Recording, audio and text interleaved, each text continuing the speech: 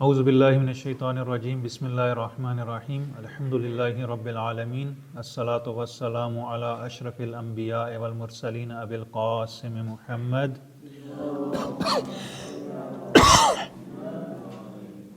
وآلہ الطیبین الطاہرین المعصومین ولعنۃ اللہ علی اعدائہم اجمعین۔ اما بعد، ہمارا آج کا موضوع امام زین العابدین علیہ السلام کی سیرت اور حیات اور جو امام علیہ السلام کو واقعات درپیش تھے، چیلنجز درپیش تھے، ان کے بارے میں ہم گفتگو کریں گے۔ سب سے پہلے جو ہے وہ امام علیہ السلام کا تعارف کہ امام علیہ السلام کون تھے۔ آپ کا نام جو وہ علی ابن الحسین تھا۔ آپ کی ولادت مشہور روایت کی بنا پر 48 ہجری میں ہوئی۔ آپ کے والدین جو ہے وہ امام حسین علیہ السلام اور والدہ جو ہے وہ مشہور جو نام تھا وہ شہربانو تھا، لیکن اس کے علاوہ دوسرے نام بھی جیسے شاہ جہان، شہروی اور اس کے علاوہ مختلف نام جو ہے وہ ذکر ہوئے ہیں۔ امام علیہ السلام کے جو القابات تھے اس میں سے جو ہے وہ زین العابدین، ذو الصفنات، زیادہ سجدے کرنے کی وجہ سے آپ کے پیشانی پہ جو گٹھے پڑ جاتے تھے، اس وجہ سے آپ کو ذو الصفنات کہا جاتا تھا۔ سید العابدین، قدوۃ الزاہدین، سید المتقین، امین، سجاد، ذکی، یہ جو وہ آپ کے مشہور ترین القابات تھے۔ امام زین العابدین وہ شخصیت ہیں کہ جو اہل سنت کی متفقہ شخصیت ہیں، سب کا اتفاق ہے امام زین العابدین پر، اور اہل سنت جو وہ آپ کو فقہا میں سے شمار کرتے ہیں، بہت زیادہ روایات آپ سے نقل کرتے ہیں۔ امام علیہ السلام کی زندگی کا جو سب سے نمایاں پہلو تھا وہ آپ کا زہد اور تقویٰ تھا، آپ کا علم اور حلم تھا، اور بخشش اور سخاوت تھی کہ انشاءاللہ بعد میں اس کا تذکرہ جو کچھ تفصیل سے ہم کریں گے۔ ہم دیکھیں کہ امام علیہ السلام کی جو رائج تصویر ہمارے ذہنوں میں ہے وہ کیا ہے۔ بظاہر جو واقعات ہم نے سنے ہیں مجالس میں، جو امام زین العابدین کا تذکرہ ہوتا ہے وہ کچھ اس طریقے سے ہے کہ ایک ایسا امام ہے جو بے کس و لاچار ہے، جو ہر وقت مریض رہتا ہے اور روتا رہتا ہے، اس کا اور کام ہی نہیں ہے۔ زیادہ سے زیادہ وہ کیا کر لے کہ مصلی پہ بیٹھ کے دعا کریں گے، عبادت کریں گے، ریاضت کریں گے، اور بس اس حد تک جو وہ امام کی تصویر۔ اور واقعہ کربلا کو یاد کر کے ہمیشہ اتنا روتے ہیں کہ آنکھیں جو ہے وہ حتیٰ خون آنا ان سے شروع ہو جاتا ہے۔ اور اس کے بعد جو وہ تھوڑا سا یہ کہ وہ دعائیں بھی چونکہ پڑھتے تھے تو اچھے اخلاق کے حامل تھے، مریضوں کے ساتھ مل کے جو ہے وہ کھانا کھا لیتے تھے، اگر کچھ ایسے غریب ہیں غریبوں کے ساتھ بیٹھ کے کھا لیا، تو اخلاقی طور پر بھی جو ہے ایک اچھی شخصیت تھی، غریبوں کی مدد بھی کرتے تھے، غریب پرور تھے، تو یہ اچھی خوبیاں بھی ان میں موجود تھیں۔ اور اس کے علاوہ جو ہے انہوں نے ایک کتاب بھی لکھی ہے، یہ ان کی دعاؤں کی ایک مجموعہ ہے جسے ہم صحیفہ سجادیہ کہتے ہیں، اور اس کے علاوہ ان سے منسوب جو ہے وہ ایک رسالہ بھی ہے جسے رسالۃ الحقوق کہتے ہیں۔ بس یہی جو ہے وہ تعارف ہے ہمارے ہاں امام زین العابدین کا، اور پھر واقعہ کربلا میں جو انہوں نے خطبے دیے۔ بس ہم امام زین العابدین علیہ السلام کو اتنا ہی جانتے ہیں کہ ایک ایسا بیمار ہے، جو روتا رہتا ہے، جو معاشرے سے دور ہے، جس کا معاشرے سے کے ساتھ کوئی تعلق نہیں ہے۔ یہ رائج تصویر ہے کہ جو کہ درست نہیں ہے۔ اگر ہم امام علیہ السلام کی زندگی میں دیکھیں تو امام علیہ السلام کی زندگی کے جو حالات تھے وہ بڑے مشکل تھے، بڑے ڈیفیکلٹ تھے، امام کو بہت زیادہ چیلنجز درپیش ہیں، اور امام علیہ السلام نے اس میں ایک لیڈر کے طور پر، ایک ایسا لیڈر جو سخت ترین حالات میں کہ اس کے پاس پاور نہیں ہے، اقتدار نہیں ہے، انصار نہیں ہے، حامی نہیں ہے، اور اس کے باوجود امام علیہ السلام جو ہے وہ معاشرے کی راہبری کرتے ہیں اور معاشرے کے اندر موجود ہیں، معاشرے میں ایک انقلاب برپا کرتے ہیں، گویا شیعت کی تنظیم نو کرتے ہیں۔ اس کے لیے ہم دیکھتے ہیں کہ سب سے پہلے امام علیہ السلام کے زمانے میں کیا حالات تھے۔ اگر ہم امام علیہ السلام کے زمانے کے حالات دیکھیں تو سب سے پہلے جو چیز ہمیں نظر آتی ہے وہ یہ نظر آتی ہے کہ اس دور کے حالات جو وہ بہت عجیب و غریب تھے۔ واقعہ کربلا ہوتا ہے، واقعہ کربلا کے بعد جو واقعہ ہرہ ہوتا ہے، مکہ پر حملہ ہوتا ہے، مکہ پر آگ برسائی جاتی ہے، خانہ کعبہ کو آگ لگائی جاتی ہے، اور پورا ایک دور جو ہے اس کے بعد جناب مختار کا قیام ہے، توابین کا قیام ہے، خوارج کے قیام ہے۔ یعنی اس پورے دور میں امام زین العابدین علیہ السلام کے خصوصاً دور امامت میں ہمیں یہ ساری مشکلات نظر آتی ہیں، شورش، بغاوت، یعنی ایک دوسرے کے ساتھ جو حکومت کے لیے، اور دو حکومتیں، مثلا ابن زبیر کی حکومت ہے، ادھر سے بنو امیہ کی حکومت ہے، بنی امیہ کا آپس میں اختلاف ہیں، خوارج ہیں، یہ ساری جو وہ مشکلات سیاسی طور پر موجود ہیں۔ اس کے بعد جو بنو امیہ اور بنی سفیان، ان دونوں میں آپس میں جنگ ہوتی ہے، اور بالآخر جو بنی مروان کا غلبہ ہو جاتا ہے۔ جو یزید کا بیٹا ہے وہ ہار جاتا ہے اور مروان جیت جاتا ہے اور آپس میں طے یہ پاتا ہے کہ یزید کا بیٹا ولی عہد ہوگا اور مروان جو ہے وہ کیئر ٹیکر، یعنی فی الحال اس کو یہ حیثیت دی جاتی ہے، لیکن وہ خود جو ہے وہ حاکم بن بیٹھتا ہے اور یزید کے بیٹے کو سائڈ پہ کر دیتا ہے۔ اس کے بعد جو یہ پورا دور بنو امیہ کا ڈکٹیٹرشپ کا دور ہے، ملوکیت ہے، استبداد ہے، اور یہاں پہ جو بھی ہیں اتنے ظالم اور سفاک لوگ ہیں جو ان کے گورنر ہیں، حجاج جیسے۔ اب حجاج جو ہے وہ ایک سمبل ہے ظلم اور ستم کا، بربریت کا، یعنی اور کوئی اس کو ڈیفینڈ نہیں کر سکتا۔ اس نے تاریخ میں جو کردار ادا کیا وہ اتنا یعنی پست تھا کہ کوئی بھی اس کا جو ہے نا دفاع نہیں کیا جا سکتا کہ اس نے یہ کام اچھے کیے۔ خون یعنی ہزاروں لوگوں کا خون اس نے بہایا۔ اس کے علاوہ بصر بن ابی ارطاط ہے یا دوسرے جو گورنر ہیں، وہ بھی ظلم حجاج سے کم نہیں ہے۔ حجاج جو دوسروں سے آگے، ورنہ وہ بھی ایسے ہی ظالم ترین گورنر ہے۔ ابھی وقت نہیں ہے، فرصت نہیں ہے کہ میں حجاج کے مظالم کو شمار کرتا اور ان کے بارے میں بحث کرتا کہ حجاج نے کیا مظالم دیے۔ اس کے بعد ہم دیکھیں کہ فتوحات کا ایک سلسلہ شروع ہو جاتا ہے۔ مشرق میں دیکھیں تو ہندوستان تک جو مسلمان اس کو فتح کر لیتے ہیں، ہندوستان مسلمانوں کے قبضے میں آ جاتا ہے۔ مصر اور مصر کے بعد جو افریقہ جتنا ہے یہ سارا کا سارا مسلمانوں کے قبضے میں، حکمران اس پر فتح حاصل کر لیتے ہیں، اور اس کے بعد حتیٰ ایون یہ لوگ اسپین پہنچ جاتے ہیں، اسپین پر قبضہ کر لیتے ہیں۔ اور اسپین میں بھی امام زین العابدین علیہ السلام کی جس سال میں شہادت ہوتی ہے 94 یا 96 میں، اس سال میں یہ اسپین کے نارتھ تک پہنچ جاتے ہیں، اور نارتھ کے میں جو ہے نا ایک پہاڑی سلسلہ ہے، اس پہاڑی سلسلے کے اس طرف فرانس ہے، یعنی گویا یہ فرانس کے دروازے پہ دستک دے رہے ہیں۔ اور اگر اس دور میں موسیٰ بن نصیر کو واپس نہ بلا لیا جاتا تو شاید یہ فرانس کو بھی فتح کر لیتے۔ یعنی مسلمانوں کی فتوحات کا سلسلہ اتنا طولانی ہے کہ فرانس کے بالکل دروازے تک یہ لوگ پہنچ چکے ہیں، وہاں تک، یعنی افریقہ بھی ایک حصہ جو ہے انہوں نے فتح کر لیا۔ اچھا، یہ ایک طرف۔ اب دوسری طرف کیا ہے؟ عباسیوں کی خفیہ تحریک۔ عباسیوں نے دیکھا کہ انہوں نے لوگوں پر ظلم و ستم کیا ہے، ان کو ہٹانا چاہیے، خلافت ہمارا حق ہے، تو انہوں نے کیا کیا؟ الرضا من آل محمد کے نام سے ایک خفیہ تحریک کا آغاز کیا۔ یہ تحریک البتہ جناب مختار کے قیام سے شروع ہو جاتی ہے، کیسانیہ فرقے سے شروع ہو جاتی ہے، بعد میں اس کو جو ہے وہ اپنے قبضے میں لے لیتے ہیں عباسیز۔ عباسی اس تحریک کو آگے بڑھاتے ہیں اور خفیہ طور پر ایک نیٹ ورک بناتے ہیں، ایک وکالت کا نظام بناتے ہیں، اور پورے اور ان کا فوکس اس پر ہوتا ہے، چونکہ اس عرصے میں جو سب سے زیادہ ظلم ہوا وہ موالیوں پہ ہوا، غیر عربی لوگوں پر ہوا، تو یہ ان کو اپنے ساتھ ملا لیتے ہیں۔ اور ایک بڑی طاقت، چونکہ انہیں معلوم ہے کہ یہ غیر عربی جو ایران کا خطہ ہے یہ ایک بہت بڑی پوٹینشل ہے، اگر ہم اس پوٹینشل کو، چونکہ یہ ظلم اور ستم سے گھبرائے ہوئے ہیں، بنو امیہ یہ تک کرتے تھے کہ کہتے تھے کہ جن علاقوں کو فتح کرتے تھے، اب فتح ہونے کے بعد جو مسلمان ہو جائے، اب ہونا یہ ہے اسلام کی روح سے کہ یہ مسلمان ہے، مسلمان ڈکلیئر ہو جائے گا۔ جب اس کو مسلمان ڈکلیئر کریں گے تو تمام احکام جو ایک مسلمان پر لاگو ہوتے ہیں وہ اس پر لاگو ہو جائیں گے۔ اب اس کو ٹیکس نہیں دینا پڑے گا، جزیہ نہیں دینا پڑے گا، اور یہ اپنی تمام آزادی کے ساتھ جو وہ رہ سکتا ہے، اپنا کاروبار کر سکتا ہے، تجارت کر سکتا ہے، سارے کام کر سکتا ہے۔ لیکن بنو امیہ کیا کرتے تھے؟ یہ چونکہ فتوحات کرتے تھے غنیمت کے لیے، چونکہ فتوحات شروع ہی غنیمت کے لیے، اس کا اصلی مقصد ہی غنیمت تھا، اسلام کا وسعت، اسلام کی وسعت، اسلام کو پھیلانا ان کا مقصد ہی نہیں تھا، ان کا مقصد تھا کہ مال غنیمت حاصل کرنا اور جزیہ لینا۔ جزیہ وہ ٹیکس ہوتا ہے کہ جو ان لوگوں سے لیا جاتا ہے کہ جو اسلامی سرزمین میں رہتے ہیں لیکن مسلمان نہیں ہوتے ہیں، یعنی انہیں زکوٰۃ کے علاوہ جو ہے نا اس کے بجائے جو وہ جزیہ دینا پڑتا ہے، ایک ٹیکس دینا پڑتا ہے کہ آپ رہیں گے اور پھر آپ آزادی سے اپنی مرضی سے یہاں پہ رہ سکتے ہیں۔ اچھا، یہ کیا کرتے تھے؟ انہوں نے کہا کہ ٹھیک ہے آپ کا اسلام قبول ہے لیکن جزیہ دینا پڑے گا۔ لوگ کیا کرتے تھے؟ جزیے سے بچنے کے لیے مسلمان ہو جاتے تھے کہ چلو ٹیکس سے جان چھوٹے گی۔ جیسے آج کے دور میں آپ دیکھیں، ابھی ماہ رمضان ہے تو ماہ رمضان میں لوگ کیا کرتے ہیں؟ زکوٰۃ سے جان چھڑانے کے لیے شیعہ اسٹامپ لکھوا کے بینک میں جمع کروا دیتے ہیں، یہ کلیم کرتے ہیں کہ ہم شیعہ ہیں۔ اس سے کیا ہوتا ہے؟ ان کو زکوٰۃ کی کٹوتی نہیں ہوتی۔ یہی کام وہ لوگ بھی کرتے تھے، چلو کلمہ ہی پڑھنا نا، کلمہ پڑھ لیا مسلمان ہو گئے، اب مسلمان ہو گئے تو ٹیکس سے بچ جائیں گے۔ بنو امیہ نے کہا کہ نہیں، جو مرضی ہو جائے آپ کو ٹیکس دینا پڑے گا، یعنی آپ بے شک جو ہے وہ شیعہ کا اسٹامپ جمع کروا دیں لیکن آپ کی زکوٰۃ کٹنی ہی کٹنی ہے۔ تو یہ جو اس وقت سیاسی حالات ہیں، مختصر طور پر فی الحال میں ان کو بیان کر رہا ہوں۔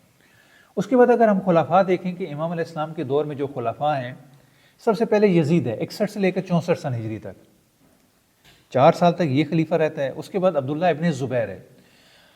عبداللہ ابن زبیر کی جو حکومت ہے یہ جزوی ہے، یعنی اس کی حجاز پر، سعودی عرب پر، مکہ اور مدینہ پر اس کی حکومت ہے، اس کے قبضے میں مکہ اور مدینہ. اور ایک عرصے میں جو ہے وہ جناب مختار کی حکومت کوفہ اور عراق پر رہتی ہے کچھ تھوڑے سے عرصے کے لیے، 1-1.5 سال کے لیے. اس کے بعد جو ہے وہ عبداللہ ابن زبیر کی 61 سے لے کر 71 سال، 12 سال تک یہ عرب جو خطہ ہے مکہ اور مدینہ اس کا یہ حاکم رہتا ہے. اس کے بعد جو ہے وہ معاویہ ابن یزید ہے، یہ یزید کا بیٹا ہے. یہ بیچارہ چند ماہ جو ہے وہ فقط، یہ 64 دن بعض کہتے ہیں کہ 64 سن ہجری میں چند دن کے لیے، چند ماہ کے لیے، 4 ماہ تقریباً جو ہے وہ حاکم رہتا ہے. اس کے استعفیٰ دے دیتا ہے، کہتے ہیں کہ مجھے یہ اقتدار نہیں چاہیے. اب جیسے ہی معاویہ ابن یزید یعنی یزید کا بیٹا معاویہ اقتدار سے علیحدہ ہوتا ہے، اب ان میں جنگ شروع ہو جاتی ہے. جو مروانی ہیں، یعنی اب بنو امیہ کے 2 دھڑے ہو جاتے ہیں، ایک مروانی ایک سفیانی. یہ دونوں ایک دوسرے کے چچا کے بیٹے ہیں، یعنی آپس میں کزنز ہیں. جو مروانی ہیں وہ چاہتے ہیں کہ ہمیں خلافت مل جائے، جو سفیانی ہیں یزید کی اولاد ہیں وہ چاہتے ہیں کہ ہمیں مل جائے. اب مروانی اور سفیانیوں میں ایک طویل جنگ ہوتی ہے، اور بالآخر جو قریب ہوتا ہے کہ یہ آپس میں لڑتے لڑتے ایک دوسرے سے مر جائیں. ایسے میں کیا ہوتا ہے کہ ان میں اتفاق رائے ہوتا ہے اور یہ صلح ہو جاتی ہے، اور اس میں طے یہ پاتا ہے کہ مروان کیئر ٹیکر ہوگا اور جو خالد ہے وہ ولی عہد ہوگا. اس طریقے سے آپس میں مل بانٹ کے حکومت کریں گے، اور مروان کے مرنے کے بعد جب یہ بچہ بڑا ہو جائے گا خالد، تو یہ حکومت خالد کو مل جائے گی. تو چند ماہ جو ہے وہ 9 ماہ تک مروان رہتا ہے، اور امیر المومنین نے سے کہا تھا کہ تمہیں یہ خلافت ملے گی، لیکن اتنے وقت کے لیے کہ جتنا جو ہے وہ معذرت کتا برتن کو چاٹتا ہے، یعنی بس اتنی تھوڑی سی وقت کے لیے آپ کو یہ اس کا مزہ آپ لطف لوگے، اس سے زیادہ آپ کو نہیں ہوگا. اور ایسا ہی ہوا. مروان جو ہے وہ، چونکہ مروان نے شادی کی تھی یزید کی بیوہ سے، خالد کی ماں سے، خالد بن یزید کی ماں سے. اب ایسا ہوتا ہے کہ ایک دن دربار میں یزید کا بیٹا بیٹھا ہوا ہے، اور مروان نے اس کی توہین کر دی، اس کو برا بھلا کہا. جب اس کو برا بھلا کہا، اس کو اپنی ہتک اور بے عزتی محسوس ہوئی، تو یہ واپس آیا اپنی ماں کے پاس. نائلہ نام تھا ظاہراً اس کا. اسے کہتے ہیں ماں تو نے یہ کیا کیا، کس کے ساتھ شادی کر لی؟ اس نے تو آج بڑے دربار میں جو ہے وہ میری بے عزتی کی ہے، میری توہین کی ہے. تو اس نے کہا اچھا ٹھیک ہے، کوئی مسئلہ نہیں ہے. اس نے رات کو اپنی کنیزوں کو لیا. مروان سو رہا تھا، خواب خرگوش کے مزے لے رہا تھا. یہ جو ہے وہ اپنی کنیزوں کے ساتھ جاتی ہے، تکیہ اس کے منہ پہ رکھتی ہے، اور اس کا جو ہے سانس بند ہو جاتا ہے، اور مروان جو ہے وہ اللہ کو پیارا ہو جاتا ہے. اس طریقے سے مروان کی موت ہوتی ہے. چند ماہ، 9 ماہ جو ہے وہ مروان حاکم رہا. مروان کے بعد اس کا بیٹا عبد الملک ابن مروان یہ حاکم رہتا ہے. اس کے بعد ولید بن عبد الملک ہے، اور یہی ولید بن عبد الملک ہے کہ جس کے دور میں امام زین العابدین علیہ السلام کی شہادت ہوتی ہے. اور اس ولید کے بعد جو اس کے بعد آتا ہے وہ سلیمان بن عبد الملک ہے، اور اس میں جو ہے وہ بہت سارے واقعات جو وہ ہوتے ہیں اور بہت ساری تبدیلیاں آتی ہیں. اس میں ہم دیکھیں کہ اگر آپ کو نقشہ نظر آ رہا ہو تو اس نقشے میں جو ریڈ کلر ہے یہ سعودی عرب کا جو خطہ ہے، یہاں پہ حکومت ہے عبداللہ ابن زبیر کی. یہ جو لال رنگ کا آپ کو نظر آئے گا. جو دوسرا رنگ ہے اور بہت وسیع پیمانے پہ آپ کو نظر آ رہا ہے، اس میں آپ دیکھیں کہ جو اس سائڈ پہ جو مشرق کی سائڈ ہے یہ ہندوستان کا خطہ ہے، اور اس سے لے کر ہندوستان سے لے کر اور ادھر افریقہ تک یہ سارا جو ہے وہ ان کی حکومت ہے بنو امیہ کی. یہ سارے علاقے جو ہے وہ فتح ہو چکے ہیں. یعنی کتنا بڑا رقبہ جو ہے وہ اس وقت بنو امیہ کے ہاتھ میں ہے. اور چھوٹا سا جو ہے وہ آپ کو ایک رنگ علیحدہ سے نظر آ رہا ہوگا عراق کا، ہلکا سا بالکل چھوٹا سا ایک نقطے سے تھوڑا سا بڑا. یہاں پر جناب مختار کی حکومت ہے کچھ عرصے کے لیے، 1 سال سے کچھ عرصہ جو ہے وہ زیادہ جناب مختار کی حکومت ہے اس خطے پر. اس کے بعد اگر ہم دیکھتے ہیں یہ سیاسی حالات تھے اور وہ سارا خلفاء. اب ان خلفاء نے جو اقدامات کیے، وقت نہیں ہے کہ ان کو بیان کیا جائے چونکہ ہم نے ایک سیشن میں اس کو مکمل کرنا ہے. اس کے بعد سماجی اور معاشی حالات اگر ہم دیکھیں تو اب مسلمانوں کی جو پہلا طبقہ تھا صحابہ کا، وہ تقریباً دنیا سے رخصت ہو چکے ہیں، یا ان کی اکثریت دنیا سے رخصت ہو چکے ہیں. بہت کم ایسے افراد ہیں کہ جو صحابی ہیں، پیغمبر ہیں، ورنہ عمدتاً وہ لوگ ہیں کہ جو اب تابعین ہیں، بلکہ حتیٰ تبع تابعین بھی آگے. بس ہم کہہ سکتے ہیں کہ اس وقت مسلمانوں کی دوسری یا تیسری نسل جو ہے وہ موجود ہے، یعنی جو لوگ ہیں وہ مسلمانوں کی دوسری اور تیسری نسل سے تعلق رکھتے ہیں۔ اچھا، اب جو خلفاء کی سیاست تھی، جو ان کا طریقہ کار تھا، جو پالیسیز تھیں، ان کے مطابق کیا ہے، اب یہاں پہ جو نظام ہے وہ طبقاتی نظام ہے، کوئی بڑے طبقے میں، اس سے چھوٹے طبقے میں، اس سے چھوٹے طبقے میں۔ اچھا، یہ طبقاتی نظام ہے اور ظالمانہ ٹیکس ان سے لیے جاتے ہیں کہ یہ ٹیکس آپ کو حکومت کو دینا ہی دینا ہے۔ لوگ تنگ آ چکے ہیں، یعنی لوگ اب ان ٹیکس سے، جیسے پاکستان کے لوگ اس وقت پریشان ہیں، اب تو پریشان ہیں لیکن جو ہے وہ خوش بھی ہیں کہ ٹھیک ہے اور زیادہ کرتے جاؤ۔ اس کے بعد جو ہے وہ بڑے بڑے اموی سرمایہ دار جاگیردار جو وہ موجود ہیں، جن کے پاس بڑی بڑی جاگیریں ہیں، بڑی مال و دولت ہے، اور یہ لوگوں کا استحصال کر رہے ہیں۔ عربی تعصب ایک اہم جو بلا اور مصیبت جہان اسلام اور لوگوں کے ہاں موجود ہے، وہ عربی تعصب ہے کہ عربوں کو اہمیت دی جاتی ہے، اور جو غیر عرب ان کو تو انسان بھی نہیں سمجھا جاتا، ان کو موالی کہا جاتا ہے، ان کو غلاموں سے، حیوانوں سے بدتر سلوک ان کے ساتھ کیا جاتا ہے، اور کسی بھی غیر عربی کو کسی عہدے پر جو فائز نہیں رکھا جاتا۔ حتیٰ بعض ادوار میں یہ بھی رہا ہے کہ اگر یہ لشکر میں شامل بھی ہیں تو ان کو گھوڑے پہ سوار ہونے کی اجازت نہیں ہے، یہ کمانڈر سے آگے نہیں چل سکتے، وہ گھوڑے پہ آگے آگے چلے گا اور یہ اس کے پیچھے پیدل جو ہے وہ چلتے ہوئے دوڑتے ہوئے جائیں گے، یعنی اس طریقے سے ان کی توہین کی جاتی ہے، ان کی تحقیر کی جاتی ہے۔ اب آپ کو عرض کیا کہ اتنے بڑے علاقے پر جب فتوحات ہوئی تو وہاں سے جو مال غنیمت آیا، مال غنیمت کے ساتھ غلام بھی آئے، تو اب جو ہے وہ کثرت ہے بہت زیادہ غلاموں کی، غلام بڑے سستے ہاں جو ہے وہ بکتے ہیں۔ جیسے آپ کے اس وقت جو ہے بازار میں آلو بڑے سستے ہو گئے، آلو کی فصل زیادہ ہوئی ہے اور دوسرے ممالک میں یہ ایکسپورٹ بھی نہیں کر سکتے، تو اس وجہ سے جو ہے وہ بالکل نہ ہونے کے برابر اس وقت پاکستان میں ان کی قیمت ہے، چونکہ ان کے جو ہے وہ بازار میں بہت زیادہ آگے۔ ایسے ہی غلام بھی بازاروں میں آگے، اتنی کثرت سے آئے کہ بالکل سستے داموں آپ کو ایک اچھا غلام مل جاتا تھا۔ کیوں؟ اس لیے کہ پہلے جہاں پہ 10 غلام آتے تھے اب 1000 غلام آ رہے ہیں، اب جب 1000 غلام آئیں گے ظاہری بات ہے کہ ان کی قیمت کم ہو جائے گی۔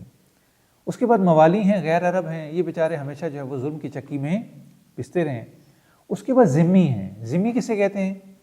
ذمی وہ لوگ ہیں کہ جو مسلمان نہیں ہیں، غیر مسلمان ہیں، اور یہ اسلامی مملکت میں رہ رہے ہیں، بلاد اسلامیہ میں رہ رہے ہیں، اب انہیں یہاں پر رہنے کے لیے اور شہری حقوق حاصل کرنے کے لیے ٹیکس دینا پڑے گا، جس کو جزیہ کہتے ہیں۔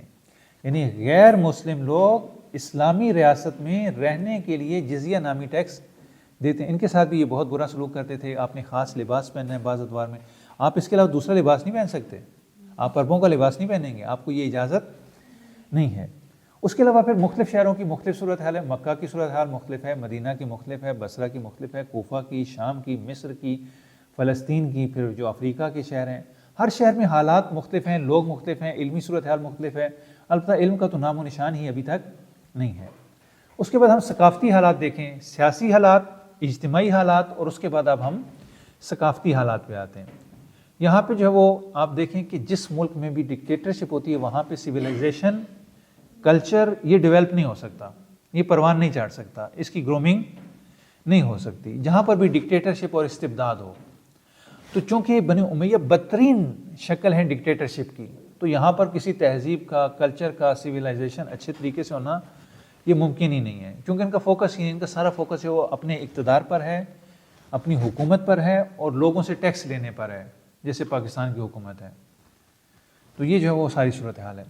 اس کے بعد دیکھیں کہ اسلامی تعلیمات سے دوری اور جاہلیت کا جو ہر طرف دورہ ہے، حتیٰ کہ ایون آپ ایمانیات یہ سیکھ سکتے ہیں، لیکن آپ شرک کے بارے میں کوئی بات نہیں کریں گے۔ کیوں؟ اگر آپ شرک کی بات کریں گے تو شرک کا سب سے بڑا مصداق جو ہے وہ یہ ہے۔ کیوں؟ اس لیے کہ حکومت اللہ کا حق ہے، لا حکم الا للہ، حکومت اللہ کا حق ہے، اللہ یہ حکومت کا حق اپنے نمائندے کو دے گا، اور وہ نمائندہ لوگوں پر حکومت کرے گا جو معصوم ہوگا۔ اور اگر اللہ کے نمائندے کی حکومت نہیں ہے تو پھر وہ کس کی حکومت ہوگی؟ وہ غیر اللہ کی حکومت ہوگی۔ غیر اللہ کی حکومت یعنی غیر اللہ کی عبادت، چونکہ عبادت کا مفہوم جو ہے وہ نماز روزے سے وسیع ہے، اطاعت کے معنی میں ہے۔ تو یہ اطاعت، اگر ایک ایسی حکومت کی اطاعت انسان کرے کہ جو اللہ کی حکومت نہ ہو، اللہ کے نمائندے کی حکومت نہ ہو، تو یہ اللہ کے ساتھ شرک ہو جائے گا کہ یہ آپ کو اپنی اطاعت کا حکم دے رہا ہے، خدا اپنی اطاعت کا حکم دے رہا ہے۔ یعنی یہ کہہ رہے ہیں میری اطاعت کرو، خدا کہہ رہے ہیں میری اطاعت کرو، یہاں پر کیا ہو جائے گا؟ یہ شرک ہو جائے گا۔ اسی لیے کہتے ہیں کہ آپ نے شرک کے بارے میں گفتگو نہیں کرنی، شرک کے بارے میں آپ بحث نہیں کر سکتے، شرک کا پرچار نہیں کر سکتے، شرک کو کنڈم نہیں کر سکتے، کیوں؟ اگر آپ یہ کریں گے تو یہ حرف آئے گا بنو امیہ کی ڈکٹیٹرشپ پر، اور ہم یہ برداشت نہیں کر سکتے۔ پھر ایک اور جو چیز تھی، امیر المومنین پر سب و شتم کرنا، یہ امیر المومنین کو ممبروں پر برا بھلا، اور ہمارے پاس کثرت سے روایات ہیں کہ انہوں نے سعد بن ابی وقاص کو یا دوسروں کو کہا کہ کیا چیز مانے ہے کہ آپ امیر المومنین پر سب و شتم نہیں کرتے۔ پھر دوسرا یہ کہ جب یہ مادہ پرستی آئی اور یہ سب کچھ ہوا، تو اب یہ ہوا کہ لوگ معنویت سے دور ہو گئے۔ نماز روزہ رہا، لیکن نماز روزہ کی جو روح تھی وہ ختم ہو گئی، اسلام نام تک باقی رہ گیا، جو اسلام کی روح تھی وہ ان میں سے ختم ہو گئی۔ اور یہ سارے کے سارے چونکہ فقط مال غنیمت آ رہا ہے، پیسہ آ رہا ہے، رفاہ آ رہا ہے، لگژری لائف بن رہی ہے، اب اس کے وجہ سے کیا ہوا، اس میں مادیت کا پہلو بہت زیادہ ہو گیا، اور جو معنویت تھی اس کی طرف توجہ ان کی، اسپرچول لائف جو ہے وہ اس کا جو ہے اس کی طرف ان کی توجہ کم ہو جاتی ہے۔ اب یہ بھی ایک بہت بڑی مشکل ہے کہ آپ کا معاشرہ مادہ پرست ہو جائے۔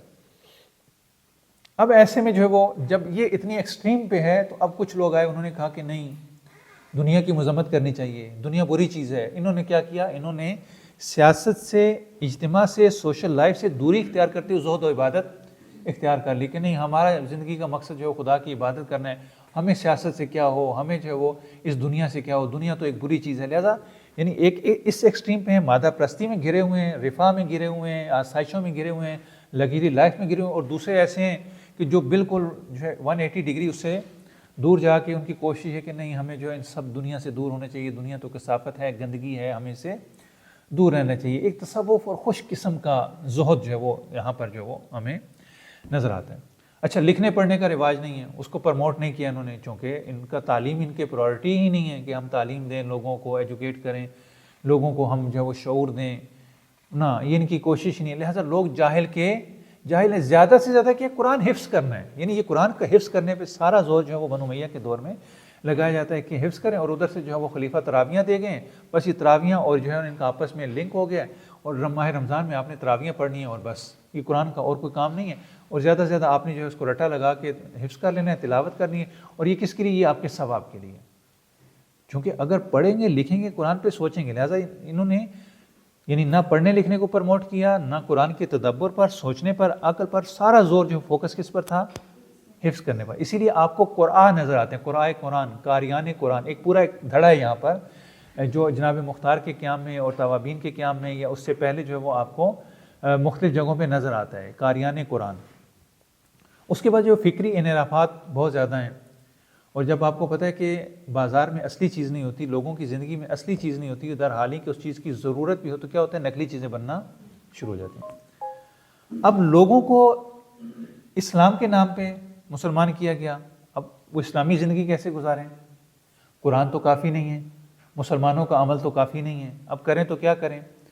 اب پہلے ہی دور سے 1.5 اینٹ کی مسجدیں بننا شروع ہو گئیں، ہر صحابی اپنی جگہ جو ہے وہ ایک اتھارٹی ہے۔ اچھا، پھر جب بنو امیہ کی حکومت ہوتی ہے، یہ ساری اتھارٹی جو ہے وہ اپنے مقصد کے لیے بروئے کار لائی جاتی ہے۔ آپ دیکھیں کہ دین کی نیچر یہ ہے کہ دین کہتا ہے کہ مجھے حاکم ہونا ہے، مجھے غلبہ چاہیے، مجھے اقتدار چاہیے، لیکن جب دین کو غلبہ نہیں ملے گا، اقتدار نہیں ملے گا، دین محکوم ہو جائے گا۔ اب یہ دین محکوم ہو گئے، جب دین محکوم ہوا، دین ٹول بن گیا، اب اسی دین نے حدیثیں بھی گھڑ کے دینی ہیں تاکہ وہ مشکل کو، معاشرے کی بھی مشکل کو پورا کریں، اور جو قانونی حیثیت خلیفہ کو چاہیے، حکومت کو چاہیے، وہ بھی پوری ہو جائے۔ یعنی اب یہ دونوں جو ہے وہ، یہ کون پوری کر رہا ہے؟ یہ دین پوری کر۔ دین کیسے پوری کرے؟ ٹول بن کے۔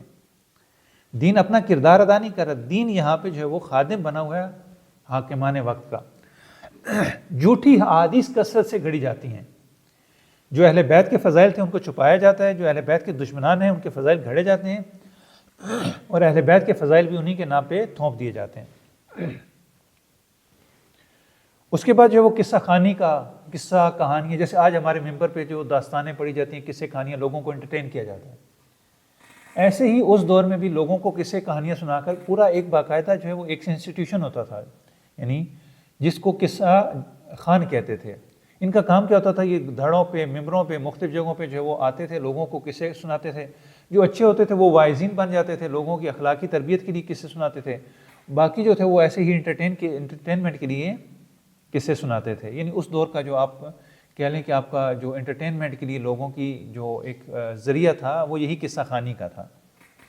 اچھا، پھر اس قصہ خوانی میں بنو امیہ کی تعریفیں، جیسے آج ڈرامے ہوتے ہیں، اس ڈرامے میں کیا ہوتا ہے، فلموں میں کیا دکھایا جاتا ہے، اہل سیاست کو پروموٹ کیا جاتا ہے، ان کے اہداف اور مقاصد کو پروموٹ کیا جاتا ہے۔ ویسے ہی ان قصوں میں کیا کیا جاتا تھا، بنو امیہ کی تعریف کی جاتی تھی، ان کے اشعار پڑھے جاتے تھے، درباری علماء تھے جیسے شہاب زہری کے، جس کو امام نے منع کیا کہ تم جو باز آ جاؤ، حکومت کے ہاتھوں جو ہے وہ ٹول نہ بنو۔ تو یہ جو ہے وہ وہاں کی ثقافتی صورتحال تھی۔ اس کے بعد جو ہے وہ اخلاق اور اقدار اگر ہم دیکھیں تو وہ سرے سے ایسا معاشرہ جو مادہ پرست ہو، مادیت اس میں زیادہ ہو، لگژری لائف کی طرف ہو، اس کی معنویت کی طرف توجہ نہ ہو، یہ معاشرہ اقدار سے اور اخلاق سے عاری ہوگا۔ اچھا، مختلف فرقے ہم آ کر دیکھیں، خوارج موجود ہیں، مرجئہ موجود ہیں۔ مرجئہ وہ فرقے جو کہتے ہیں کہ ایمان اور عمل دونوں علیحدہ چیزیں ہیں، آپ کا ایمان ٹھیک ہونا چاہیے، خدا پر ایمان ہونا چاہیے، عمل جو آپ مرضی کریں آپ کو کچھ نہیں ہوگا، یعنی خیر ہے، کوئی مسئلہ نہیں ہے۔ جبریہ ہیں جو کہتے ہیں کہ ہر کام جو ہے وہ خدا کرتا ہے، خیر بھی اللہ کی طرف سے، شر بھی اللہ کی طرف سے۔ کیسانیہ ہیں جناب مختار کے ماننے والے جو ایک فرقہ بنا۔ غالی ہیں جو ائمہ علیہ السلام کو خدا مانتے ہیں۔ شیعہ ہیں یعنی جو خالصتاً ائمہ علیہ السلام کو امام مانتے ہیں۔ اور یہ تشیع کا سخت ترین دور ہے، اگر تشیع کو اس دور میں دیکھیں تو سخت ترین دور جو ہے وہ تشیع کا دور ہے۔ صحابہ جو بہت قلیل تعداد میں یہاں پر موجود ہیں، تابعین جو اکثریت میں، صحابہ کی تعداد کم ہوتی جا رہی ہے، تابعین کی تعداد بڑھتی جا رہی ہے، اور تبع تابعین بھی آتے جا رہے ہیں، یعنی یہ تین نسلیں جو ایک ایٹ اے ٹائم موجود ہیں، جن میں سے اکثریت جو ہے وہ اس وقت جو اقتدار ہے، جو اتھارٹی ہے، وہ کس کے پاس ہے، تابعین کے پاس ہے، دینی اتھارٹی، وہ منتقل ہو رہا ہے صحابہ سے تابعین کی طرف۔ اچھا، اس کے علاوہ جو ہے وہ عجم میں، عربی علاقوں کے علاوہ جو دوسرے علاقے ہیں وہاں پر جو ہے وہ چونکہ ظلم اور ستم زیادہ ہے، اور ان لوگوں کی توجہ اہل بیت کی طرف زیادہ، اہل بیت کی محبوبیت میں عجم علاقے میں، چونکہ امیر المومنین کی حکومت کا یہ ماڈل دیکھ چکے ہیں، امیر المومنین کا غیر عربوں کے ساتھ یہ سلوک دیکھ چکے ہیں، لہٰذا وہاں پہ کیا ہے، وہاں پہ جو ان کا محبوبیت میں، اہل بیت کی محبوبیت میں اضافہ ہوتا ہے۔ اس کے بعد جو ہے وہ مہدویت اور غیبت کے نظریے کا آغاز ہوتا ہے۔ آپ یہ دیکھیے کہ یہیں سے جب کیسانیہ فرقہ آگے بڑھتا ہے اور اس میں مہدویت کا نظریے کا پرچار کیا جاتا ہے کہ محمد ابن حنفیہ مہدی ہیں، اور پھر بعد میں یہ کہا جاتا ہے کہ وہ غائب ہو گئے ہیں، وہ لوٹ کر واپس آئیں گے اور دنیا کو عدل و انصاف سے پر کر دیں گے۔ تو یہ وہ جگہ ہے کہ جہاں پہ مہدویت کا نظریہ جو پہلے علمی شکل میں پیغمبر نے حدیث کی شکل میں بیان کیا تھا، اب عملی صورت میں بھی لوگوں کے سامنے آ جاتا ہے۔ اس کے بعد امام علیہ السلام کو جو مشکلات درپیش ہیں، چیدہ چیدہ ان مشکلات کا میں ذکر کرتا ہوں۔ ایک یہ کہ امام کا دور امامت جو وہ تاریخ اسلام کا جو ہے وہ تاریک ترین دور ہے، ڈارک پیریڈ ہم اس کو کہہ سکتے ہیں۔ استبداد ہے، گھٹن کا ماحول ہے، شدید گھٹن کا ماحول ہے، اسلامی تعلیمات کا مذاق اڑایا جاتا ہے۔ حجاج کہتے ہیں کہ تم خلیفہ کی قصر کا طواف نہیں کرتے ہو، خانہ کعبہ کا یہ اینٹوں کا جو ہے وہ ایک گھر بنا ہوا، اس کا آ کے طواف کرتے ہو، تم خانہ کعبہ کا طواف، اس میں ہے کیا؟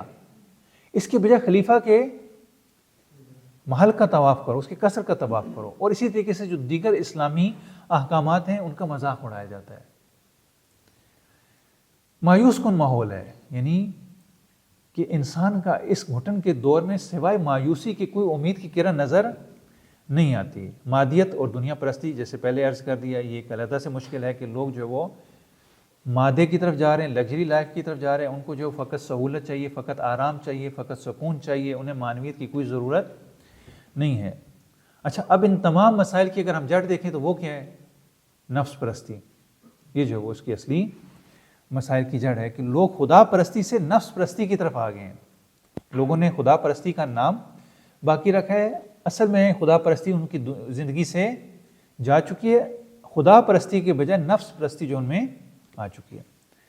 اب ہم امام علیہ السلام کو دیکھتے ہیں کہ امام علیہ السلام نے ایسے میں کیا اقدامات انجام دیے، یعنی سیاسی حالات کتنے ابتر ہیں، اجتماعی حالات کتنے ابتر ہیں، فرہنگی اور مذہبی حالات کتنے ابتر ہیں، اور کیا چیلنجز امام علیہ السلام کو درپیش ہیں۔ اس کے بعد ہم آ کے دیکھتے ہیں کہ امام نے ان چیلنجز کا مقابلہ کیسے کیا۔ سب سے پہلے دیکھنا چاہیے کہ امام کا ویژن کیا تھا، کیونکہ جب بھی کوئی کام، ایک عاقل انسان کوئی کام کرتا ہے تو اس کو ایک ویژن ہوتا ہے، اس کو مد نظر رکھ کے اپنے مقصد کو، ہدف کو، وہ سارے اقدامات اس کے مطابق کرتا ہے۔ مثلا جس نے میڈیکل میں ڈاکٹر بننا ہے وہ کیا کرے گا؟ وہ شروع ہی سے اس کی تربیت ایسے کی جائے گی، وہ مضامین پڑھے گا، ایسے تیار ہوگا کہ وہ ڈاکٹر بن سکے. اگر وہ آرٹس پڑھنا شروع کر دے یہ ڈاکٹر بن جائے گا؟ نہیں. اگر اس کو جو ہے وہ انسانوں کا بن رہا ہے ڈاکٹر، اب جو بھی اپنی ایفرٹ کرے گا وہ کس کے مطابق ہوگی؟ ڈاکٹر بننے کے، جو اس کا ایم بی بی ایس کے، یعنی ایم بی بی ایس کے لیے جو کوالیفیکیشن چاہیے، جو خصوصیات چاہیے، وہ ساری اس میں ہونی چاہیے. لہٰذا وہ اب اس کا جتنا بھی تعلیمی اور عملی دورانیہ ہوگا ہم اس کو کس تناظر میں دیکھیں گے؟ میڈیکل کے، ڈاکٹر کے، کہ اس نے ڈاکٹر بننا ہے. ہم دیکھیں کہ امام کا نصب العین کیا ہے، اور پھر امام نے جتنے بھی اقدامات کیے یہ تمام اقدامات ہم اس نصب العین کی روشنی میں دیکھیں گے. یعنی ان کی الائنمنٹ اس ویژن کے ساتھ ہونی چاہیے. اگر امام کی الائنمنٹ اس ویژن کے ساتھ ہے تو اس کا مطلب ہے کہ اب جو وہ ہم امام کی سیرت کو صحیح طور پر سمجھ رہے ہیں. تو ہم دیکھیں کہ امام کا مقصد کیا ہے. امام کا اصلی مقصد احیاء اسلام اور اصلاح امت ہے. لیکن یہ بڑی کھلی بات ہے، بڑی ابھی وسیع بات ہے، ایک جنرل بات ہے. ہر کوئی کہتا ہے کہ اسلام کو احیاء کرنا ہے، اسلام کو زندہ کرنا ہے، لوگوں کی اصلاح کرنی، یہ تو بڑا عام ہے. یہ اصلاح ہوگی کیسے؟ اس کے لیے طریقہ کار کیا ہے؟ ورنہ ہر بندہ کہتا ہے میں نے دین کی حفاظت کرنی ہے، میں نے دین کا پرچار کرنا ہے، میں نے یہ دین کس جگہ پہ خرابی ہے؟ یہ خرابی کیسے دور ہوگی؟ یعنی یہ اسلام جو ہے وہ اس وقت مریض ہے تو اس کے پیٹ میں درد ہے، اس کے دل میں درد ہے، اس کے گردے میں درد ہے. مسئلہ کہاں پہ ہے اور یہ مسئلہ حل کیسے ہوگا؟ تو امام علیہ السلام نے دیکھا کہ اس بیماری کا جو جہان اسلام کو اس وقت لاحق ہے ایک ہی علاج ہے. وہ علاج کیا ہے؟ حکومت کی تشکیل، کہ حکومت ہمارے ہاتھ میں آ جائے. جب ہمارے ہاتھ میں حکومت آئے گی اب یہ تمام مشکلات جو حل ہوں گی، چونکہ ان تمام مشکلات کا سرچشمہ حکومت ہے، استبداد ہے، ڈکٹیٹرشپ ہے. یہ ڈکٹیٹرشپ ختم ہوگی. لیکن یہاں پہ ایک مغالطہ کیا جاتا ہے کہ امام کو حکومت نہیں چاہیے. امام کو کیا حکومت سے سروکار ہے؟ نہیں، امام مادی لحاظ سے حکومت نہیں چاہتے، سیاسی لحاظ سے حکومت نہیں چاہتے، اقتدار کے لیے حکومت نہیں چاہتے. امام لوگوں کی ہدایت کے لیے حکومت چاہ رہے ہیں. امام کو اقتدار نہیں چاہیے. یہاں پر حکومت امام کے لیے وسیلہ ہے، ہدف نہیں ہے. یعنی ٹول ہے، ان کا گول نہیں ہے. یعنی حکومت ان کا اصلی مقصد نہیں ہے، بلکہ اس حکومت کے ذریعے سے وہ تمام مشکلات جن کا ہم پیچھے تذکرہ کریں، امام نے ان مشکلات کو حل کرنا ہے. پس امام کا ویژن اصلی کیا ہوا؟ تشکیل حکومت اسلامی. اگر یہ شبہ بھی نہ ہو کہ یہ حکومت امام کی زندگی میں تشکیل پا جائے، نہیں، امام نے اس کے لیے میدان ہموار کرنا ہے، ایک انقلاب لے کے آنا ہے.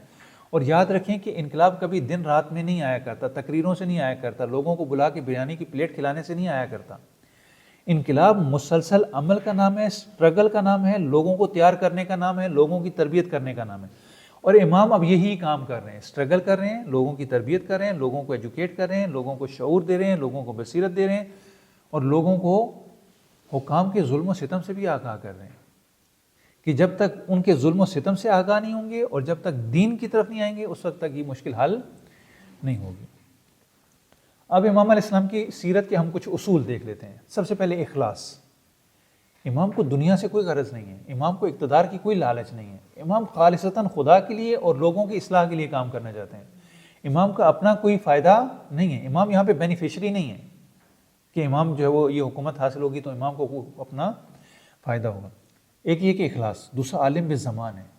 امام حالات کو جانتے ہیں، امام واقعات کو جانتے ہیں، امام شخصیات کو جانتے ہیں. امام کو پتہ ہے کہ ہر بندہ کیا ہے، معاشرے کا ماحول کیا ہے، کون سی مشکل ہے، وہ مشکل کی وجہ کیا ہے، اس مشکل کو حل کیسے کرنا ہے. جیسے جناب یوسف، انہوں نے جب خواب کی تعبیر سنائی تو کہا میں تعبیر بھی جانتا ہوں، میں حل بھی جانتا ہوں. تو امام زین العابدین بھی مشکل کو بھی جانتے ہیں، مرض کو بھی جانتے ہیں، اس کا حل بھی جانتے ہیں، اس کی دوائی بھی رکھتے ہیں. ٹھیک ہے. تو امام علیہ السلام جو وہ عالم بالزمان ہیں، معاشرے سے آگے چل رہے ہیں، معاشرے کو لیڈ کر رہے ہیں، ولو اقتدار نہیں، بغیر اقتدار کے معاشرے کو لیڈ کرنے کی کوشش کریں. پھر امام کی سیرت میں ایک اور اصول ہے کہ امام فعال ہیں، پرو ایکٹیو ہیں. امام ری ایکٹیو نہیں ہے، امام منفعل نہیں ہے. جیسے آج ایک واقعہ ہوتا ہے ہم اٹھ کے احتجاج کرنا شروع کر دیتے ہیں. نہیں، پہلے سے اس کے لیے سدباب کرتے ہیں، مشکلات کو حل کرنے کی کوشش کرتے ہیں مشکلات آنے سے پہلے. پھر عوام کی سطح ذہنی کے مطابق ان کے ساتھ سلوک کرتے ہیں. یہ لوگ جو ہے وہ اس وقت ان کی سطح ذہنی علمی طور پر یہ بہت پیچھے چلے گئے ہیں، لہٰذا ان کو ایجوکیٹ کرنا بڑا مشکل کام ہے. چونکہ یہ تو وہی جاہلیت دوبارہ واپس آ رہی ہے. اس جاہلیت کو دوبارہ جو وہ علم اور اسلام کی طرف لے کے جانا ایک بہت بڑا چیلنج ہے، اور امام نے یہ چیلنج قبول کیا. اس کے بعد جو وہ پالیسی اور پلاننگ ہے کہ ہمیں کرنا کیا ہے، ہمارے پاس وسائل کیا ہیں. دیکھیں آپ جب کوئی کام کرتے ہو تو دیکھتے ہیں کہ یہ کام کتنا بڑا ہے، اچھا اتنا بڑا کام ہے تو اس کے لیے میرے پاس کیا ہے، میرے پاس وسائل ہیں نہیں ہیں، یا ہیں، کتنے وسائل ہیں، کیسے وسائل ہیں، یہ کام میں کیسے کروں گا. اپنی طاقت کو دیکھتے ہوئے وہ پتھر اٹھایا جاتا ہے، یا اپنے آپ کو اس کو اٹھانے کے لیے تیار کیا جاتا ہے. ابھی فی الحال اٹھانے پہ قادر نہیں ہے لیکن تیاری تو کر سکتے ہیں نا اس مشکل کو حل کرنے کے لیے. تو امام جو ہے وہ ایک پالیسی اور پلاننگ بناتے ہیں، چونکہ امام علیہ السلام جو ہے وہ زیر نظر ہیں، امام علیہ السلام پر حکومت کی نظر ہے. امام علیہ السلام سے شیعہ جو ہے وہ جدا ہو چکے ہیں، اپنے لوگ بھی جدا ہو چکے ہیں، امام کسی پر اعتماد نہیں کرتے ہیں، خانہ کعبہ پر حملہ ہوتا ہے، مکہ پر حملہ ہوتا ہے. اب یہ سارے حالات ہیں. ایسے میں امام علیہ السلام کیا کرتے ہیں کہ لوگوں کو تعلیم دینے کے لیے دعا کا ذریعہ اختیار کرتے ہیں. تو ایک طویل المدت منصوبہ جو ہے وہ امام علیہ السلام، اور امام کی مدت امامت 34 سال ہے تقریباً. یعنی امام موسیٰ کاظم علیہ السلام کے بعد سب سے طولانی ترین دور امامت جو ہے وہ امام زین العابدین علیہ السلام کے. اور اس کے بعد پالیسی اور پلاننگ کرتے ہیں. پھر اس کے بعد جو ہے وہ پرائورٹی جو ہے اس کو مشخص کرتے ہیں کہ اولویت کیا ہے، پہلے کون سا کام کرنا ہے، بعد میں کون سا کرنا ہے. یعنی پلاننگ کا ایک حصہ یہ ہوتا ہے کہ پہلے فرسٹ سٹیپ پہ کیا کریں گے، سیکنڈ سٹیپ پہ کیا کریں. تو امام نے یہ اولویت بندی بھی کی ہوئی ہے کہ پہلے کون سا کام کرنا ہے اور بعد میں کون سا کام کرنا ہے. یہ امام کے سیرت کے اصول ہیں. اس کے بعد جو ہے وہ دورہ اسارت ہے. یعنی ہم دیکھتے ہیں کہ اب امام کی زندگی جو پریکٹیکل لائف شروع ہوتی ہے وہ اسیر ہونے سے، جب واقعہ کربلا کے بعد امام کو اسیر کر کے لے جایا جاتا ہے. تو اس میں جو وہ امام علیہ السلام کربلا جاتے ہیں، کوفہ جاتے ہیں، کوفہ میں خطبے دیتے ہیں، شام میں جاتے ہیں، وہاں پہ خطبے دیتے ہیں. تو یہ جو ہے سارا دور اسارت ہے. اور اس کے بعد جو ہے وہ واپس آتے ہیں مکہ. اس عرصے میں جو سفر میں گزرا، اسارت میں یہ دور گزرا، اس میں امام علیہ السلام نے جو رویہ اختیار کیا وہ جارحانہ تھا. بڑی جرت سے، بڑی جسارت سے یزید کو خطاب کرتے ہیں، یزید کے خطیب کو خطاب کرتے ہیں، ابن زیاد کو خطاب کرتے ہیں، لوگوں کو خطاب کرتے ہیں، خطبے دیتے ہیں بڑے جارحانہ انداز سے. لوگوں کو بتاتے ہیں کہ اہل بیت ہم ہیں اور تم لوگ کون ہو، تمہاری کیا حیثیت ہے، یہ لوگوں کو بتاتے ہیں. انتباہانہ ہے، ٹھیک ہے. یعنی اگر ہم کہیں کہ ایگریسو اور ریویلنگ جو ہے وہ امام علیہ السلام کا رویہ ہے، تاکہ جو لوگوں کو بیدار کیا جائے، لوگوں کو اٹھایا جائے، لوگوں کو جو وہ سوچ اور سمجھ دی جائے. اور ایسے میں جو ہے وہ ابن زیاد بھی اگر ان سے کوئی گفتگو کرتے ہیں، یا حتیٰ یزید بھی، تو اس کا منہ توڑ جواب دیتے ہیں. یہ اسیری کے دور میں امام علیہ السلام کی روش ہے. اس کے بعد ہم دیکھیں کہ جو امام علیہ السلام کے دور میں بغاوتیں ہوئیں، قیام ہوئے، جنگیں ہوئیں، شورش ہوئی. 61 سے لے کر 63 ہجری تک، ابن زبیر کی موت تک اگر ہم دیکھیں تو یہ زیادہ اس عرصے میں ہوتی ہیں. اور اس میں جو ہے وہ امام کی شرکت نہیں ہے، اور امام تائید بھی نہیں کرتے، نہ شرکت کرتے ہیں نہ ان کی تائید کرتے ہیں. امام جو ہے اس کو نہیں مانتے. اس کے بعد جو ہے وہ امام کی کوشش یہ ہے کہ جو شیعہ بچ چکے ہیں ان کی حفاظت کی جائے، تقیہ اختیار کیا جائے، اپنے آپ کو ظاہر نہ کیا جائے، شو آف نہ کیا جائے، بلکہ پیچھے بیٹھ کے کام کیا جائے، لوگوں کو تیار کیا جائے. ورنہ جو ہے وہ یہ بچے کچھ لوگ یہ بھی مارے جائیں گے. ان کی حفاظت کرنا جو ہے وہ ضروری ہے. اب طریقہ کیا اختیار کیا جائے؟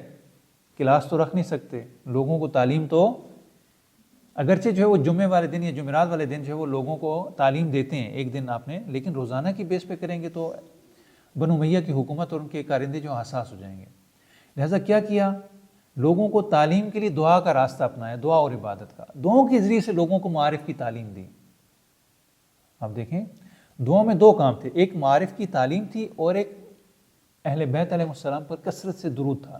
آپ صحیفہ سجادیہ کی دعاؤں میں کثرت سے درود نظر آئے گا آپ کو. اس کی وجہ یہ کہ یہ اہل بیت کے دشمن تھے، اور امام علیہ السلام نے دعا کے ذریعے سے جو اہل بیت کے فضائل گویا آ کر بیان کیے. پھر شخصیت اور کردار سازی، ایسے لوگ تیار کیے کہ جن کی شخصیت، جن کی کردار ایک نمونہ عمل تھا. اور ایک ٹیم جو ہے وہ تشکیل دی امام علیہ السلام نے، ہم فکر ٹیم تشکیل دی اور معاشرے کی اصلاح کا آغاز کیا. معاشرے میں جو معنویت کا بحران تھا اور لوگ مادے کی طرف جا رہے تھے، مادہ پرستی میں گھرتے جا رہے تھے، امام نے دعاؤں کے ذریعے سے انہیں سمجھایا کہ دیکھو خدا کی طرف توجہ کرو، تمہارا خالق اور مالک اور رب وہ ہے، اس سے مانگو، اس کی طرف توجہ کرو، اس کی عبادت کرو. یعنی آپ نے لوگوں کو مادیت سے معنویت کی طرف لانے کے لیے جو ہے یہ کام کرنا شروع کر دیا. اس کے بعد ہم دیکھتے ہیں کہ عصر اصلاح اور تربیت اور تعمیر و ترقی، امام نے ان سخت ترین حالات میں سب سے پہلے کیا کرتے تھے، کربلا کو زندہ اور اس کا پیغام تاکہ لوگوں تک پہنچایا جائے، لوگوں کو اسلام کی تعلیمات سے روشناس کروایا جائے. حقوق اور فرائض بیان کیے جائیں، چونکہ جس معاشرے میں حقوق اور فرائض اپنی جگہ پہ نہ ہو وہ معاشرہ بگاڑ کا شکار ہو جائے۔ لہٰذا ایک پورا رسالہ لکھا ہے، انشاءاللہ اگر فرصت ہوئی تو اس کو ذکر کریں گے، رسالۃ الحقوق جس کو کہتے ہیں۔ اچھا، لوگوں کو اسلام کی تعلیمات سے روشناس کرواتے تھے، تذکرہ اور واعظ بھی ہفتے میں ایک کا دن جو ہے وہ، چونکہ زیادہ سے اجازت شاید نہیں تھی، اس وجہ سے امام جو ہے وہ اس طریقے سے واعظ اور نصیحت کرتے تھے، حدیث بیان کرتے تھے، فقہی مسائل بیان کرتے تھے، اور امام علیہ السلام نے پیغمبر کی سیرت اور سنت کو احیا کیا، لوگوں کو پیغمبر کی سیرت کے واقعات سنایا کرتے تھے تاکہ پتہ چلے کہ سیرت کے اصلی وارث ہم ہیں، پیغمبر کے اصلی وارث ہم ہیں۔ دعا کے قالب میں جو وہ توحید کو، اگرچہ توحید کم ہے، رسالت کو اور نظریہ امامت کو خصوصاً جو ان کی تبیین اور ترویج زیادہ کرتے ہیں، افراد کی تربیت کرتے ہیں، تنظیم سازی کرتے ہیں، فرہنگ سازی کرتے ہیں، اپنے شیعوں سے کہتے ہیں کہ دیکھو فلاں لوگوں کے ساتھ اٹھنا بیٹھنا نہیں ہے جو آپ کے ہم فکر نہیں ہیں، آپ کو اپنے لوگوں کے ساتھ بیٹھنا چاہیے، ایسا نہ ہو کہ آپ دوسروں لوگوں کے ساتھ بیٹھ کے گمراہ ہو جائیں۔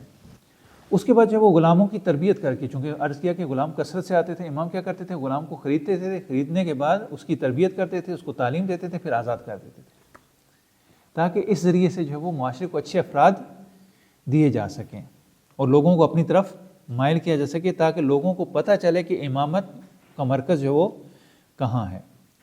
اس کے بعد جو امام کی عملی جو حکمت عملی تھی وہ کیا تھی، لوگوں کی تعلیم و تربیت کرنا، اسلامی کلچر کی ترویج کرنا، کیونکہ آپ دیکھیں کہ تعلیم کافی نہیں ہے جب تک تعلیم کے ساتھ کلچر نہ ہو۔ ایک چیز کو اگر معاشرے میں رائج کرنا ہو تو اس کو فرہنگ سازی کی جاتی ہے، کلچر کا حصہ بنایا جاتا ہے، کیونکہ تہذیب اگر ہم دیکھیں تو تہذیب وہ چیز ہے کہ جس کے بارے میں شاعر نے کہا تھا، تہذیب سکھاتی ہے جینے کا سلیقہ، تعلیم سے جاہل کی جہالت نہیں جاتی۔ انسان کو جو زندگی کے رہنے سہنے کا ڈھنگ ہے وہ تہذیب سکھاتی ہے۔ تہذیب کیا ہوتی ہے؟ تہذیب تشکیل پاتی ہے آپ کے اخلاق سے، آپ کی ویلیوز سے، یہ تہذیب تشکیل پاتی ہے۔ تہذیب یعنی انسان کا اقدار کا جو سسٹم، ویلیوز سسٹم ہے، یہ جو تہذیب تشکیل پاتی ہے۔ اس کے بعد جو ہے وہ غلام خرید کر ان کی تربیت کر کے 1 سال بعد ان کو آزاد کر دیتے تھے۔ قرآن کی ترویج، لوگوں کو جب جواب دیتے تھے تو قرآن سے جواب دیتے تھے، یعنی تاکہ لوگ قبول کرنے پر مجبور ہو جائیں۔ اگر امام اپنی بات کریں گے تو شاید جو وہ ان کو قبول نہ کیا جائے، لیکن اگر قرآن سے جواب دیں گے تو اب لوگ جو انہیں قبول کرنے پر مجبور ہوں گے۔ حدیث کی ترویج، کثرت کے ساتھ جو امام علیہ السلام نے حدیث کی ترویج کی، کثیر الحدیث تھے امام۔ اور اس کے بعد فقہ میں جو ہے وہ بڑا اعلیٰ مقام تھا امام کے بارے میں۔ اہل سنت کے جو لوگوں کا کہنا، اس دور کے علماء کا کہنا ہے کہ افقہ الناس، امام علیہ السلام جو ہے وہ فقیہ ترین لوگوں میں سے ہیں۔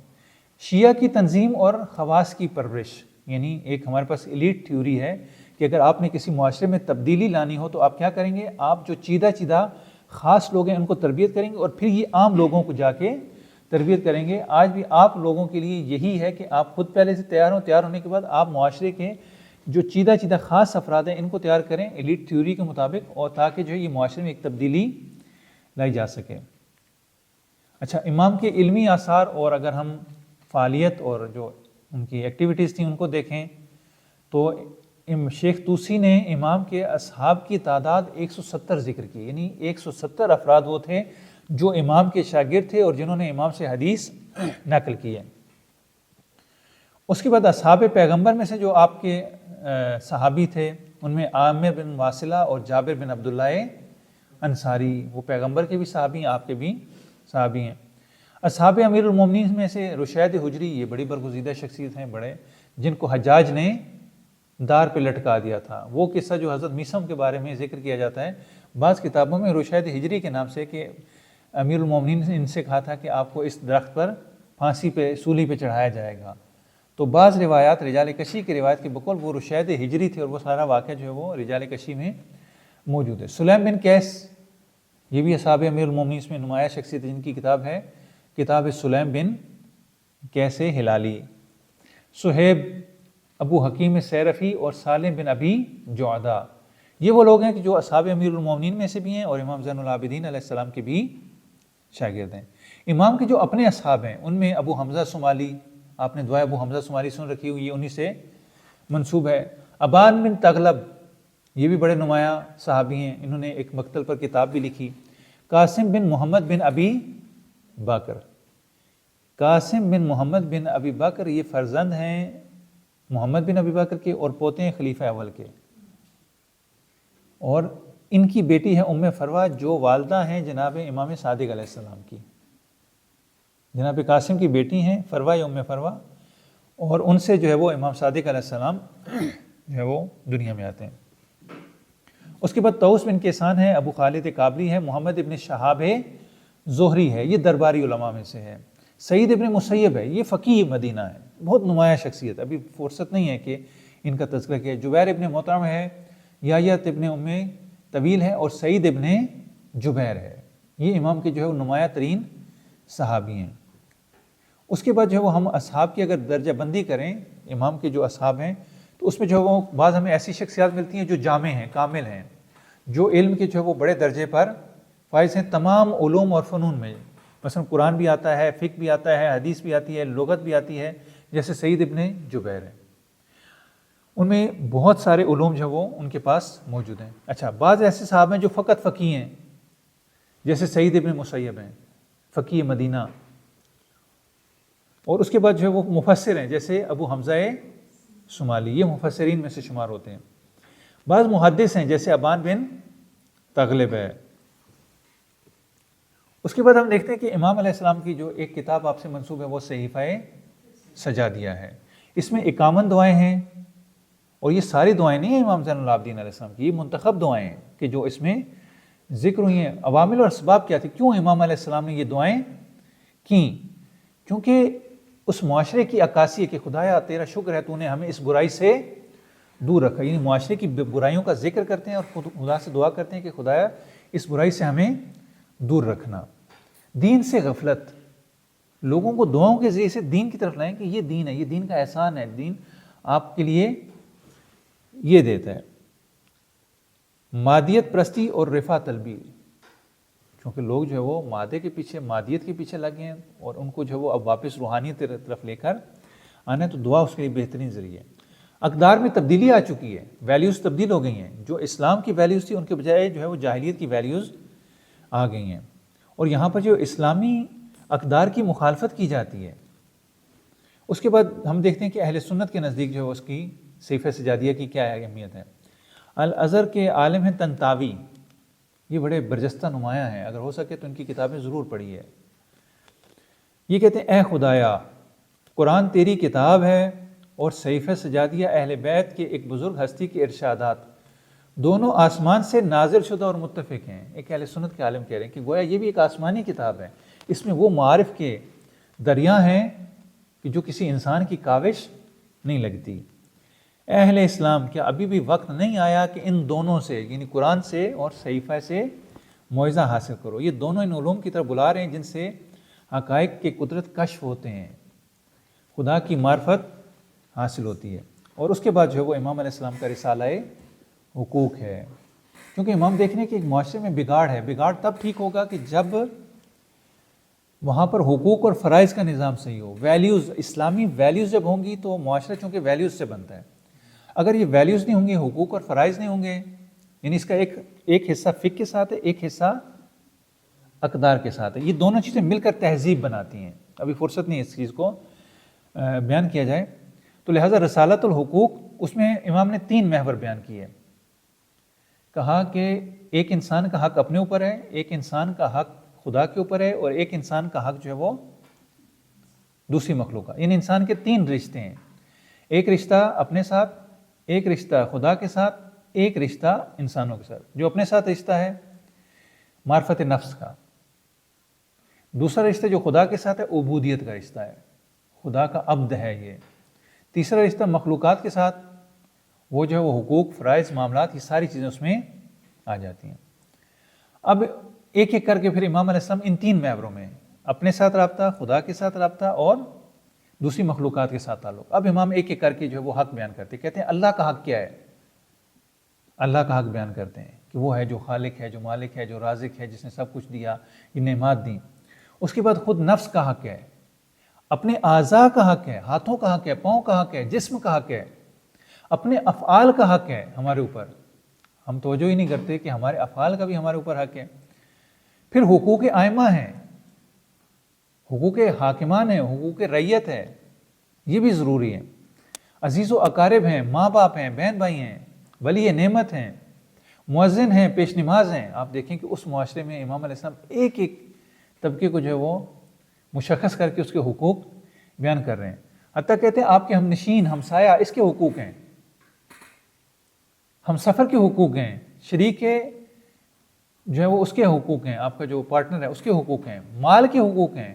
ہم تو مال کو جیسے جی چاہتا ہے خرچ کرتے ہیں، ہم کہتے ہیں نہیں، مال کے بھی حقوق ہیں. اگر ایک مقروض ہے تو مقروض کے بھی حقوق ہیں. یہ نہیں کہ جس نے قرض لینا ہے اسی کے حقوق ہیں، مقروض کے کوئی حقوق نہیں ہیں کہ اس کو تنگ نہ کیا جائے، اس کو تھوڑا سا جو ہے وہ اگر وہ نہیں کر پا رہا تو اس کو جو ہے وہ ریلیکس رکھا جائے. ہم نشین کے حقوق ہیں. مشاور، اگر آپ کو کوئی مشورہ دیتا ہے تو مشورہ دینے والے کے حقوق اور جو مشورہ لے رہا ہے ان کے آپس میں حقوق کیا ہیں. اب تو ہمارے ہاں یہ مشورہ والا جو ہے وہ بالکل فری کام ہے، ہر بندہ جو ہے وہ مشاور بنا ہوتا ہے. نہیں، اس کی بھی حقوق ہیں، اس کی بھی جو ہے نا اپنا کرائٹیریا ہے. دشمن کے حقوق ہیں. ہم تو سمجھتے ہیں کہ جنگ اور محبت میں سب کچھ جائز ہے، نہیں، ایسا نہیں ہے، دشمن کے بھی حقوق ہیں.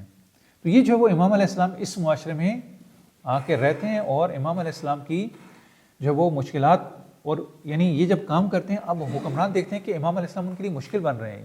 اگر امام علیہ السلام اسی طریقے سے آگے بڑھتے رہے تو پھر ان کی حکومت کا خاتمہ ہو سکتا ہے. اسی لیے ولید کے دور میں 94 یا 96 سن ہجری میں امام علیہ السلام کو زہر دے کر شہید کر دیا جاتا ہے، یعنی تاکہ ان کے راستے سے امام علیہ السلام ہٹ جائیں اور وہ آزادی سے اپنا کام کر سکیں. وصلی اللہ علی محمد وآل محمد.